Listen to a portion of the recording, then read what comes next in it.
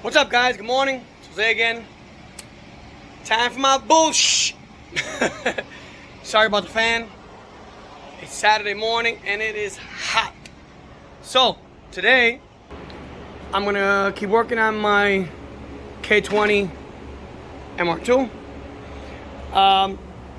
I didn't post it, but I made a custom exhaust. Well, those are just the tips. I have to get the center, so I'm gonna put a high flow cat in the middle, divide it into two, and go from there. So back into here, I didn't really do much, to be honest. What I did was my original 3S GTE, which I had thrown there. Don't look at that. I took off the connectors, both of these connectors. The two main wires that you need from it is your fuel pump relay, starter signal relay, and that's pretty much it. It was literally just two wires from there. So now for the alternator, I'm using the factory alternator wire. All I did was I took it off of the original harness, and I'm gonna put it here, back where it goes. All right, so I put the two screws on there. I'm gonna run it like the factory. So what I'm gonna do is I'll wrap all this up real nice, make it look nice and tidy. Okay, so from the factory, the mr2s in general come with two wires that go directly to the alternator, and at the alternator these two are joined. The K series don't need that. So what I'm going to do is I'm going to run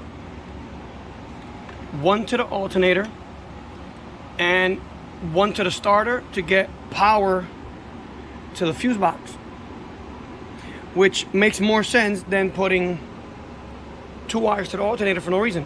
We don't need that much power for the alternator. So I bought a bunch of lugs to connect the wires. I bought different sizes because I don't know which ones I'm going to use. I'm going to use this one to join this white wire with the red wire. This is the one that you're going to actually see on the alternator.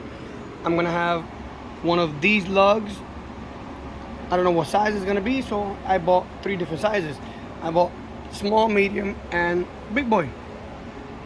So today I'm gonna be doing that. Oh, another thing is that I went to a speed shop called Spencer Cycles in Nutley, New Jersey, and I bought these grade 5 bolts because the OBX manifold is a weird ass thread. It's an American thread. It's a standard thread. So I wanted to get good ones. So they sold me these 4 bolts. I think I paid too much, but hey. But yeah, so I'm gonna be taking care of this guy right here. I think what I'm gonna do is I'm just gonna plug that one and use this one for the brake booster. I gotta see how much air is gonna come on through there. Oh yeah, I can't forget these guys. The rest of the harness, if I can get it out, there it goes. All right, the rest of the harness for the ECU, well, the sub harness wires, today I'm gonna figure out where they go and get those connected also, and I'm gonna go from there. So I'm gonna be scratching my head a lot. I'm not gonna record a lot because there's a ton of videos on doing K series mr2 swaps. But I want to do everything neat. I want everything from the car to work. I want my original dash to work. The only thing that's probably not gonna work in the dash is the speedometer, because the mr2 is a cable and I need a wire, so it probably won't work unless I get the speed sensor for the older model which I'm looking for. Other than that, I think I should be good. Oh yeah, the positive wire that comes from the MR2, I'm gonna cut it. I'm gonna make it a little bit shorter to reach only to reach the starter. So I'm gonna cut it short enough to reach the starter, but long enough to have some slack in case the motor starts. So it's not gonna break off. So yeah, I'm gonna get started on that. All right. So after a long ass day of working on this thing, I think I got something. I haven't cranked it yet because I want to make sure that everything is nice and tight. But this is what I did. All right. So the two white wires that go from the fuse box. All right. Now, one of them goes direct to the alternator, which is, I believe, this one. This one goes directly to the alternator, and then this one down here goes to the starter, because the starter has the positive, it has a constant power, so it comes directly from the battery. So it goes from the battery to the starter. Then this one goes from the starter to here, then from here all the way to the alternator. So this is how the bottom looks. There you go. So this is the, where am I? Where's my finger? There it goes.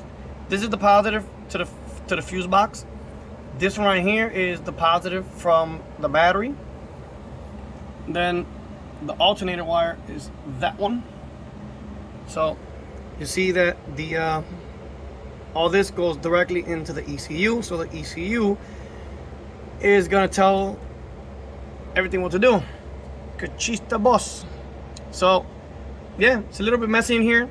Yes, I know this fuel line is a little bit too close to the positive wires, but I'm gonna end up moving it. I'm gonna move it up here towards the manifold, and yeah, it'll be nice and safe. All right. So I hate to say I'm defeated, but I'm a little bit defeated. I wasn't getting power to the back of the car, which I found weird. I didn't hear no relays clicking. I didn't hear anything. So I was a little bit frustrated. And then I figured out that these wires right here were all disconnected. I disconnected them when I was taking the car apart to clean everything, because my car was flooded. And now I'm gonna have to go through all the wiring. I'm gonna have to go through all the body module and stuff like that. I just answered my own question. There's a module missing. Estúpido. Yep. There's, I believe, 1 or 2 modules missing. One of them goes here. I gotta plug that in. I gotta figure out what I did with it. I think it's called the body control module, something like that. I'm not sure, but I think that's my problem. Once I connected the wires on the driver's side kick panel, I hear the starter clicking. I don't know if it's that the starter's no good. Starter might be shot, which I think that might be the case, but I don't have another starter. So I'm gonna have to take the starter out tomorrow and check it to see if it's good. If the starter's good, then I gotta see what the hell's going on. If not, my hair looks crazy. If not, well, get a new starter and hope for the best. But this is where I'm gonna leave this video. Stay tuned for the next one. I'll be definitely cranking the car, maybe turning it on in the next video. But yeah, like always, I'm Jose from Gianna's Auto, and I hope to catch you in the next one.